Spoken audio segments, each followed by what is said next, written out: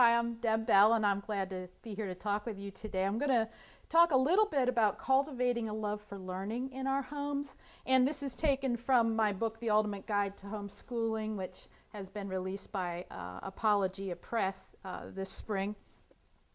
So let me give you a little bit about my background and how I ended up in homeschooling. By training, I'm a teacher, and I was raised by teachers. When I got my first teaching job, I was assigned gifted kids on the high school level. And you had to have an IQ higher than mine to get into my class.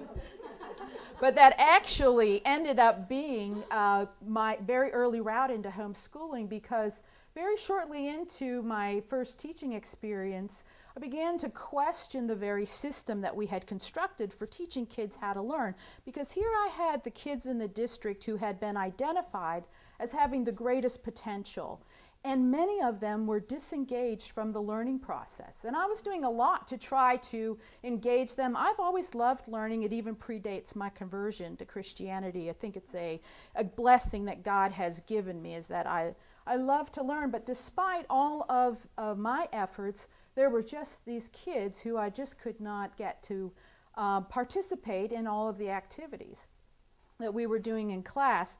And that began me questioning this very approach that we take to education.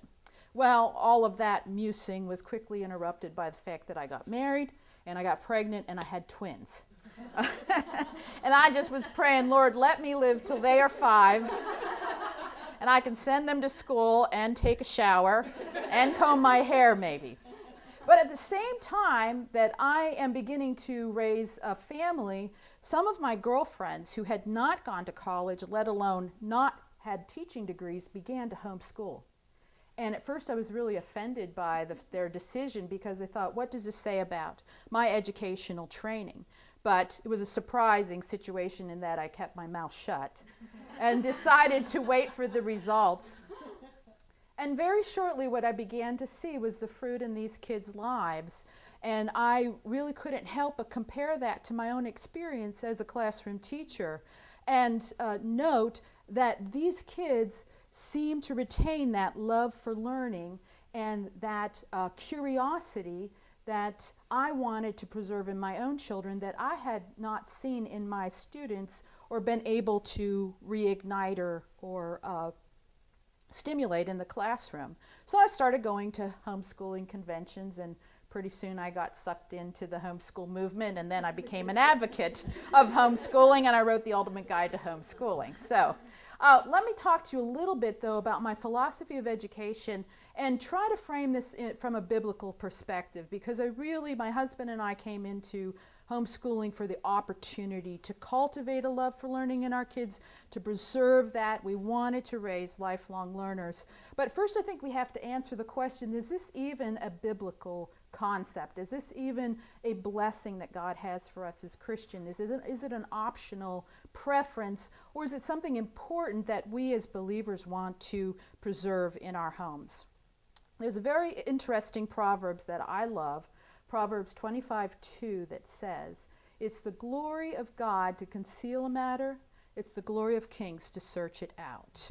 And I think what that proverb is talking about is that in the inscrutable mystery of God, in his very nature and character, he is unknowable, that he has purposefully cloaked himself in mystery and hidden himself away, and he's not easily known. In fact, it's going to take all of eternity to really plumb the depths of who God is and his glory.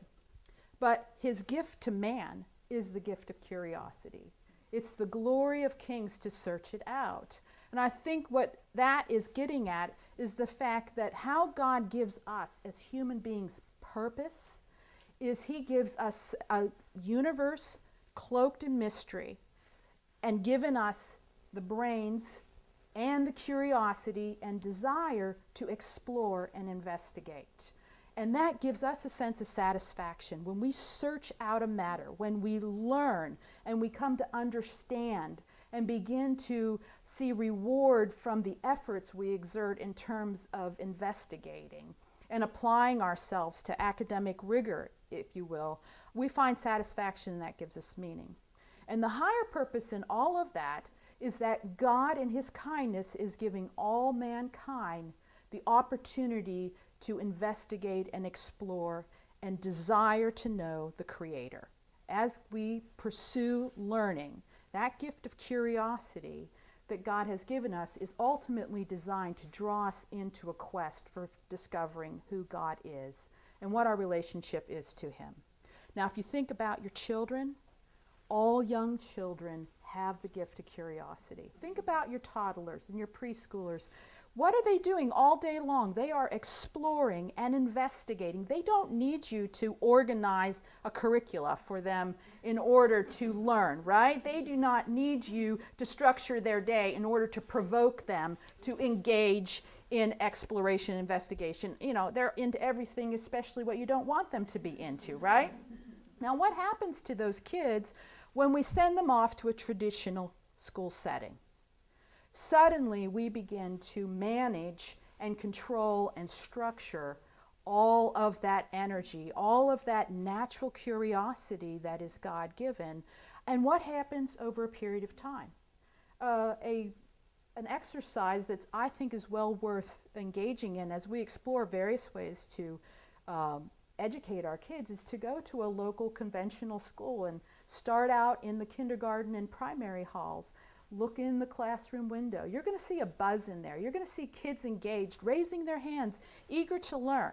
And now as we begin to progress through the hallways, up through the upper middle school years, you begin to see that there is a dissipation in kids' curiosity and eagerness to engage in learning. And if you come up to the high school where I got them, you see so many kids who are completely disengaged from the process. What has happened? Something has happened to just dampen that natural gift of curiosity.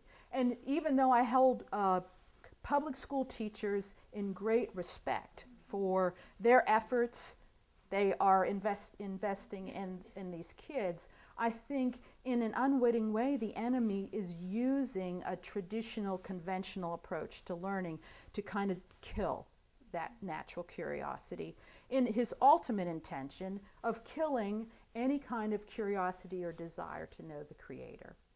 So what are we as homeschoolers to do? We need to shepherd and preserve this gift of curiosity, that natural inclination to explore and investigate. God has designed us to learn. That is what human beings should be engaged in all the time. We should find reward and pleasure from academic endeavor. And that in homeschooling, that's the opportunity we have.